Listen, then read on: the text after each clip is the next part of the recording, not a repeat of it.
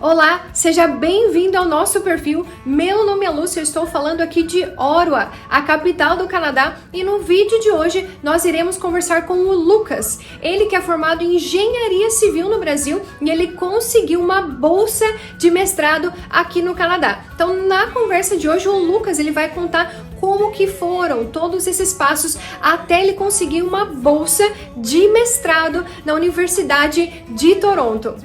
Então, hoje nós estamos aqui com o Lucas, ele que conseguiu uma bolsa de mestrado na Universidade de Toronto e vai contar um pouquinho da história dele aqui para nós hoje. Então, muito obrigada por ter aceito o nosso convite, viu, Lucas? Eu gostaria que você contasse um pouquinho mais sobre o seu background, para quem está nos assistindo entender um pouquinho da sua história. Oi, Lúcia, muito obrigado pelo convite, primeiramente. Eu sou do Espírito Santo, eu formei agora no finalzinho de 2020, formei em Engenharia Civil lá. Eu consegui essa vaga aqui, mas a minha história começou um pouquinho antes, porque de 2015 para 2016 eu participei do Ciência e Fronteiras, e eu vim justamente para essa universidade, eu vim para a Universidade de Toronto, que aquela foi a oportunidade assim, que realmente abriu meus olhos para eu perceber que existiam essas possibilidades aqui. Até aquele momento eu não fazia ideia que haveria a possibilidade de fazer um mestrado, um PhD numa universidade fora do Brasil, né?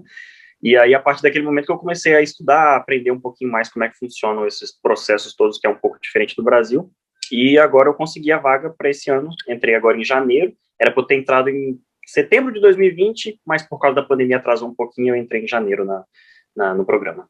Então, e você conseguiu uma bolsa de mestrado integral para então poder estar estudando aí na Universidade de Toronto, que é uma das melhores universidades aqui do Canadá. Eu queria saber como que foi esse processo para você, o que você teve que fazer para conseguir essa bolsa, que para muita gente parece ser algo muito difícil, algo muito trabalhoso. E quando a gente conversou a primeira vez, você disse que não, e você me contou todos esses passos. Então, eu gostaria de ouvir agora mais uma vez e que você pudesse contar para as pessoas como que foi esse processo para você. Essa é a grande diferença que eu percebi de um mestrado no Brasil e um mestrado aqui. Porque no Brasil, as instituições de pesquisa, que tem mestrado, que tem doutorado, geralmente são instituições públicas. Então, são universidades públicas, né? Algumas são privadas, mas a grande maioria é instituição pública, que é muito mais muito mais uma burocracia para você conseguir entrar num programa de mestrado, para você conseguir uma bolsa de mestrado no Brasil. É uma burocracia muito maior do que aqui.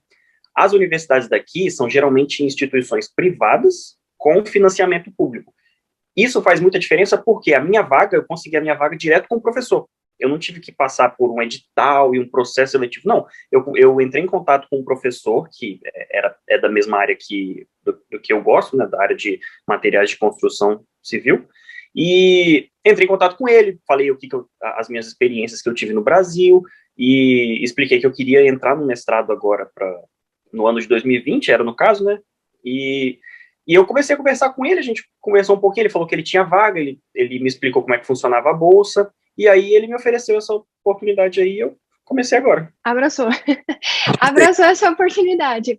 Quando você diz que você conversou com esse professor, onde foi que você encontrou esse professor? Né? Porque é muito importante saber como que você tem esse primeiro contato, porque você falou que os professores que têm essas vagas, né? Então, como que eu faço para entrar em contato com esses professores? Sim.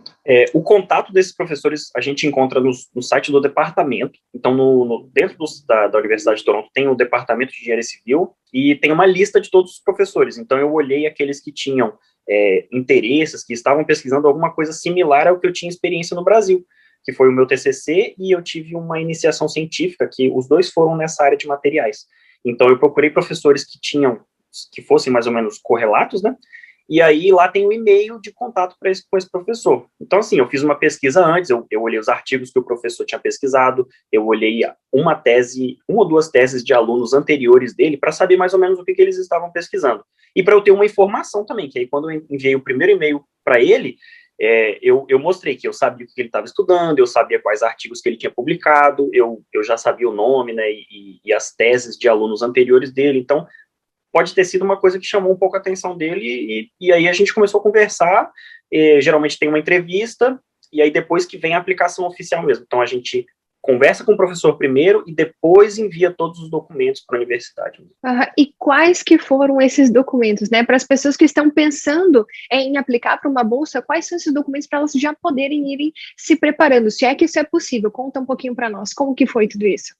A preparação é com bastante antecedência, inclusive. Os documentos a gente tem que mostrar passaporte, né, que a gente está habilitado a sair do Brasil, o resultado do TOEFL, porque tem nota mínima para ser aceito. Se não atingiu aquela nota, a pessoa nem vai para frente mais, eles nem aceitam a aplicação.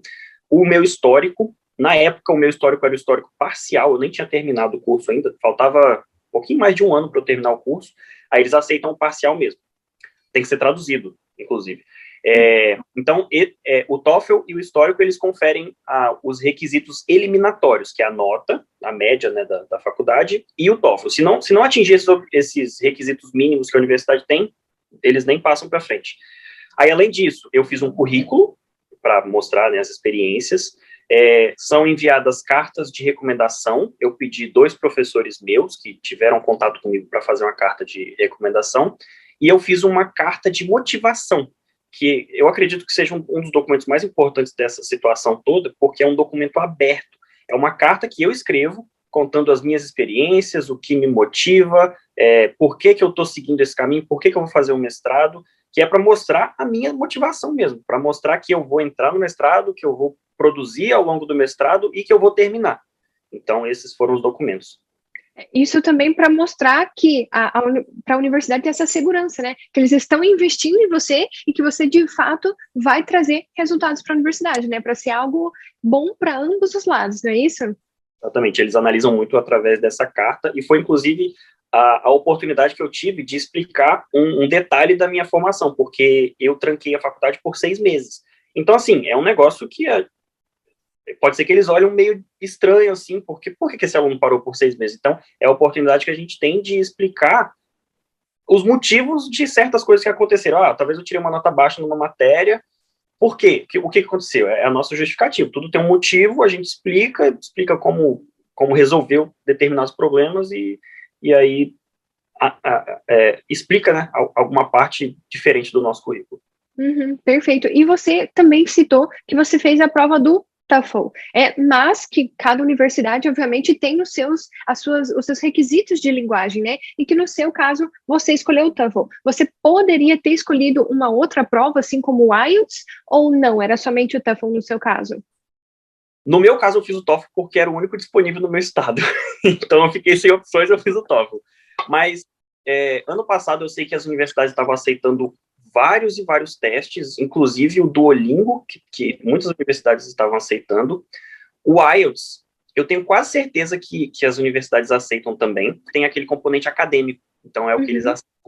Eu acredito que também tem o IELTS acadêmico. E alguns, para entrar no college, também tem o IELTS acadêmico, e o IELTS General é mais para imigração, e para entrada na universidade, entrada no college, tem o IELTS acadêmico também. Mas, obviamente, assim como o college, assim como qualquer outra instituição de ensino, vai depender do que está descrito lá no site. No seu caso, melhor o TOEFL, e foi isso que proporcionou a sua entrada no mestrado, né? Foi. Então, quanto tempo que demorou até você, depois que você aplicou esses documentos? Você tem alguma timeline? Foi muito difícil, muito demorado? Você teve algum problema durante esse processo? Como que foi para você? As aulas começam em setembro, né? Então, vou começar de trás para frente. Então, se as aulas começam em setembro, a gente precisa de uns 3 ou 4 meses para aplicar para o visto, para poder vir para cá. Então, ali em abril, a gente já tem que estar aplicando para o visto. Para a gente aplicar para o visto, a gente já tem que ter recebido o aceite. A gente tem que ter um documento da universidade falando assim, olha, você foi aceito, você pode vir. Então, esse aceite da universidade sai mais ou menos em fevereiro, março, por ali. A aplicação em si, ela é feita entre dezembro, ali novembro, dezembro, janeiro. Então, o ideal de começar a entrar em contato com o professor é entrar em contato em junho, julho, mais ou menos agora, já começar a entrar em contato, conversar com o professor ao longo de julho, agosto, setembro, aí chega em outubro, novembro, faz a aplicação, a resposta dessa aplicação vai vir em fevereiro, mais ou menos, aplica para o visto em março, aí o visto vai demorar um tempinho a ser processado, e aí vem para cá em agosto para começar as aulas em setembro. Então, se alguém está pensando em começar as aulas no ano que vem, 2022, já tem que começar a mexer os pauzinhos agora, começar a entrar em contato com o professor, começar a preparar a documentação, para daqui um ano e quase um ano e meio, né, para conseguir começar o programa. Conseguir chegar aqui e começar a estudar finalmente. Isso, dá um trabalhinho, mas vale a pena. E o seu mestrado, ele é de quanto tempo? Ele é de 1 ano, 2 anos, 3 anos? Como que vai ser essa questão de estudos aqui para você? A minha bolsa ela é garantida por 2 anos, e é o tempo normal que eles aceitam, assim, um mestrado. Pode ser que estenda um pouco por causa de Covid, porque a minha pesquisa é 100% em laboratório e eu só estou chegando aqui agora, 6 meses depois. Então, pode ser que atrase um pouquinho. Mas é bem tranquilo porque eles entendem muito o lado do aluno também. Então, se eu precisar de um pouquinho mais de tempo, o meu professor já falou que é tranquilo, que dá para estender um pouquinho para 2 anos e meio. Mas o normal mesmo é 2 anos. Perfeito. E você pretende ficar aqui no Canadá depois que você terminar o mestrado? Com certeza. O meu visto, ele dá direito, sim, a aplicar para o PGWP depois, porque a minha bolsa ela é 100% canadense, eu não tenho mais ligação nenhuma com o Brasil, é tudo por aqui. Então, o meu visto, ele dá direito ao PGWP, o certificado do mestrado conta para o PGWP também, e é uma experiência a mais que eu vou ter aqui ao longo desse tempo para criar uma rede de contatos, quem sabe conseguir um emprego mais chegando no fim do mestrado. Então, você poderia explicar um pouquinho melhor sobre isso, que muita gente escuta dizer, né, que se a pessoa chega aqui com uma bolsa, ela não teria direito ao PGWP. Mas por que no seu caso específico pode? Você sabe explicar para a gente um pouquinho mais sobre isso? Sim. Depende da bolsa. Isso é verdade, só que se for uma bolsa que ela é financiada pelo governo do Brasil, então se for um CNPq, uma CAPES, aí o aluno vem, faz, e ele é obrigado a voltar, porque no contrato que a gente assina, inclusive isso tinha no contrato do Ciências Sem Fronteiras, no contrato está lá que a gente tem que voltar para o Brasil para aplicar os conhecimentos que a gente está adquirindo aqui, a gente aplica no Brasil. Por quê? É como se fosse um investimento do governo do Brasil, eles mandam o aluno para cá, o aluno faz o mestrado, e aí tem que voltar para o Brasil para basicamente repagar esse dinheiro para o governo do Brasil, aplicar esses conhecimentos lá de volta no Brasil.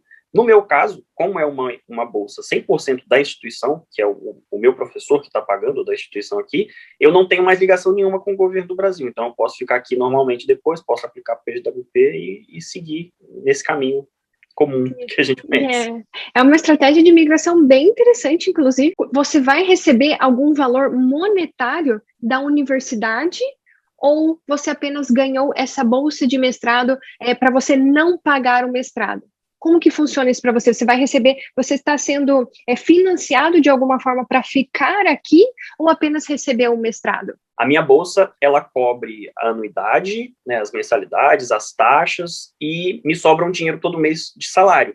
Então, o valor da minha bolsa é um pouco maior, que eu consigo pagar o tuition, né, e ainda me sobra um valor todo mês. A Universidade de Toronto, ela adotou a política de minimum funding. O que é isso? Todos os alunos de mestrado e PhD de pesquisa, eles recebem uma bolsa mínima. Então, se o aluno foi aceito para mestrado e PhD no Departamento de Engenharia Civil, ele recebe uma bolsa mínima. Não são todos os departamentos daqui e não são todas as universidades que adotam isso também, mas existem muitas bolsas em universidades. Então, no meu caso, o Departamento de Engenharia Civil, a bolsa mínima é 16.500 por ano.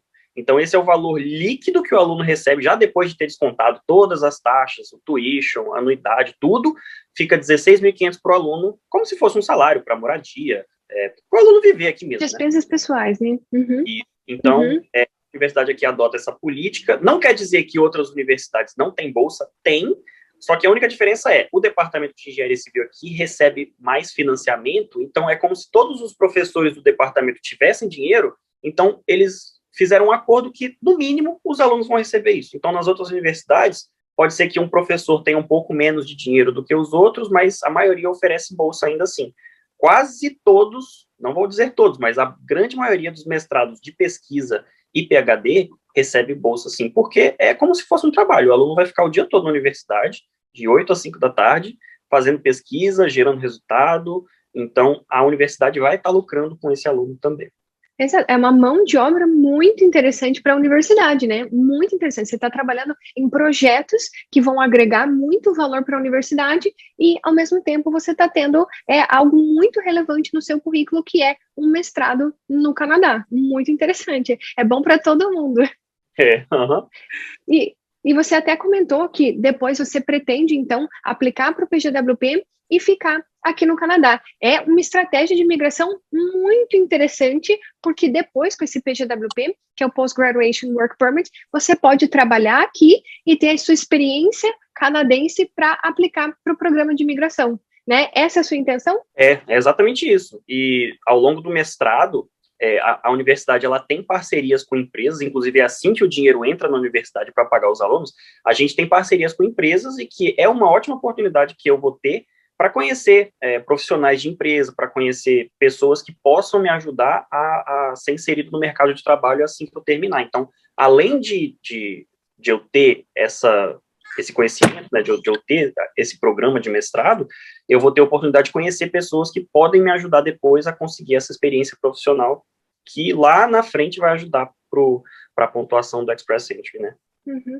E algumas pessoas que estão nos assistindo, elas podem ter, assim, alguma dúvida, falar assim, poxa, mas eu não tenho experiência na área científica no Brasil, será que eu vou conseguir uma bolsa de mestrado no Canadá? O que você tem a dizer sobre isso? Você tem alguma dica para essas pessoas? Olha, a pessoa falar que não tem nenhuma experiência é muito difícil, porque no mínimo a gente tem o nosso TCC, o nosso projeto de graduação, que é uma pesquisa, a gente vai pesquisar alguma coisa, a gente vai definir objetivos, a gente vai escrever um documento enorme muitas vezes. Então, alguma experiência a gente teve. E não é só experiência com pesquisa que eles olham, eles analisam o currículo da pessoa muito mais completo. Então, experiência de monitoria, experiência com projetos extracurriculares, sabe, aqueles projetos de desenvolvimento de um robozinho na universidade, lá na UFES. E tudo isso conta, porque você mostra que você está envolvido ali na comunidade acadêmica, você mostra que você consegue trabalhar em equipe, e o seu PG você está mostrando que você consegue tocar os seus objetivos, sabe? Você consegue trabalhar sozinho quando você precisa também. Então, aqui eles analisam muito mais o seu currículo completo do que um ponto específico, só experiência com pesquisa. Não, eles analisam de uma forma mais geral. Uhum. E você teria alguma dica para quem está nos assistindo, está pensando em aplicar para uma bolsa aqui no Canadá? Você tem alguma informação, falando assim, não, essa informação foi crucial eu ter colocado no meu currículo para eu conquistar essa bolsa de mestrado? Olha, no currículo, eu não diria que tem muito segredo. Essas são as suas experiências, tem a formatação bonitinha, né? Mas eu acho que o que é mais importante é você conseguir relacionar suas experiências que você tem no seu currículo com aquilo que o professor está estudando. Então, é importante fazer o dever de casa e descobrir o que o professor está estudando, qual é a área de estudo dele, quais artigos ele publicou, e aí, quando eu entrar em contato com o professor, porque, assim, esse é o ponto mais importante para você conseguir a bolsa, é o contato com o professor. Então, quando entrar em contato com o professor, você fala, olha, eu vi que você está pesquisando tal coisa, e no meu PG eu usei uma técnica similar, e eu gostei muito de estudar isso. Eu gostaria de saber se você tem uma vaga para o ano que vem. É esse o caminho mais, assim, amigável de você entrar em contato com o professor, e é isso que vai fazer a diferença. Uhum. Então, só para a gente resumir um pouquinho, o seu primeiro passo, então, foi ir em busca desses professores que tinham alguma coisa no currículo relacionado com a sua graduação, com o seu currículo também, e a partir desse momento você entrou em contato, conseguiu entrevistas, apresentou seus documentos, e hoje você está aqui no Canadá. Você está em Toronto, não é mesmo? Exatamente, eu estou aqui no hotel de quarentena da universidade, devo sair sexta-feira de noite, sábado de manhã eu posso sair daqui. Finalmente. Inclusive, esse hotel que você está agora foi também custeado pela universidade, não foi? Foi. A universidade ela vai me ressarcir é porque a gente tem que ficar os 14 dias de quarentena, sendo que os 3 primeiros é num hotel do lado do aeroporto. A universidade ela vai me ressarcir por esses 3 dias e ela tá. Esse hotel aqui é um hotel no centro de Toronto que eu não precisei pagar nada. A universidade me botou aqui e eles trazem comida na porta e a universidade que está bancando tudo. Eles realmente te querem aqui. Aparentemente, sim. Isso que é o interessante, dessa sua experiência, porque você está agregando muito para a universidade e está agregando no seu currículo também. Então, é um jogo onde todos estão ganhando e que pode ser uma oportunidade para muita gente que está no Brasil e muitas vezes não tem um recurso financeiro para bancar um college ou para pagar um mestrado, que realmente os valores de mestrado eles são mais caros, e no seu caso, você além de não precisar pagar o mestrado, você está recebendo para estudar aqui no Canadá, então pode ser uma opção sim, né? É possível e você está aqui para nos mostrar isso. Exatamente. Eu entendo que realmente nem todo mundo tem essa condição, né? E essa é uma opção que até pouco tempo atrás eu não sabia que existia, eu não sabia que a gente conseguiria uma possibilidade de um mestrado, de um PhD aqui. E tem bolsa, sim, porque as universidades, como eu falei, elas têm essas parcerias com a empresa vem para o professor, entra em contato com o professor e fala assim, olha, eu preciso pesquisar tal coisa, eu preciso desenvolver tal produto. E aí a empresa paga o professor para desenvolver um produto, para pesquisar alguma coisa. E aí o professor delega essas tarefas para os alunos, porque os alunos que são a mão de obra mesmo, e é assim que a gente recebe. Então, a maioria dos programas de mestrado e PhD tem bolsa, mas assim, no mínimo, esses de pesquisa, você não paga tuition. É o mínimo do mínimo. A maioria tem bolsa, mas no mínimo do mínimo, se o professor for muito pobrinho, você não paga tuition. Você vai estudar, você vai fazer o seu mestrado, você vai fazer a pesquisa, só que não vai receber esse salário. É o mínimo do mínimo isso daí. Uhum. E para quem está planejando vir para o Canadá, esse mínimo para a universidade já é um grande passo para quem está se planejando, porque é um valor muito grande que precisa ser desprendido em dólares canadenses para se estudar aqui no Canadá. Então, esse mínimo para a universidade pode ser a oportunidade de imigração para alguém que ainda está no Brasil, né? Pode ser sim. Então, acredito que é isso, não é mesmo, Lucas? Você tem mais alguma informação que você gostaria de acrescentar para quem está lá no Brasil e que deseja seguir o mesmo caminho que você está seguindo agora? No começo é bem complicado, porque o sistema de educação para aplicação, entrar em contato com o professor, é tudo muito diferente do que a gente está acostumado no Brasil. Eu demorei muito tempo para entender como é que funciona tudo isso. E aí eu juntei todas as informações, eu deixei no link da minha bio, tem o linkzinho de um e-book, que é totalmente gratuito, você não precisa nem dar o seu e-mail, eu só botei o link do meu Google Drive lá para as pessoas realmente entenderem que isso é possível. Não é um bicho de 7 cabeças, dá trabalho, requer planejamento, né, 1 ano e meio pelo menos antes, tem que fazer o dever de casa, mas não é algo impossível, é algo que é possível, existem mais pessoas fazendo isso, e eu espero, assim, que mais pessoas entendam que essa é uma possibilidade que a gente tem de vir para cá também. Então, o Instagram do Lucas, ele vai estar aqui na descrição desse vídeo, é o primeiro link, você vai lá, acesse o Instagram dele, segue o Lucas, acompanha lá todas as postagens dele e vai no link do perfil dele e clica para você ter acesso a esse e-book que ele gentilmente produziu para as pessoas que querem seguir esse caminho que ele está trilhando agora. E eu gostaria de agradecer ao Lucas, que gentilmente cedeu um pouquinho do tempo dele para compartilhar essas informações para nós. Se você gostou desse vídeo, já deixa aqui o seu like, não se esqueça de compartilhar esse vídeo para todas as pessoas que têm essa mesma intenção, que é conseguir uma bolsa de mestrado aqui no Canadá. Não se esquece de falar para eles para seguir o perfil do Lucas, que ele está aí postando frequentemente dicas sobre como conseguir a bolsa de mestrado e um pouquinho da rotina dele de estudos aqui no Canadá. Ô, Lúcia, eu que te agradeço, viu? Adoro seguir sua rotina nos seus stories e eu agradeço muito pela conversa, que espero que possa ajudar muitas pessoas a entenderem essa possibilidade da gente vir para cá também. E esse foi o nosso bate-papo com o Lucas, que conseguiu uma bolsa de mestrado ali na Universidade de Toronto, e eu acho que a maior lição que nós aprendemos com isso é que não desista, você precisa persistir para você conseguir conquistar esse objetivo. Então eu espero que as informações que nós passamos nesse vídeo, elas sejam úteis para você que está pesquisando sobre uma bolsa de mestrado aqui no Canadá. Como sempre, não esqueça de deixar o seu like aqui pra gente. Se você tiver qualquer dúvida em relação a isso, basta você escrever aqui nos comentários deste vídeo. E também, para não perder qualquer outro vídeo aqui do nosso canal, já se inscreva, clica aqui nesse sininho aqui embaixo que você vai ser notificado quando nós liberarmos novos vídeos aqui no canal. E nos vemos no próximo. Tchau, tchau!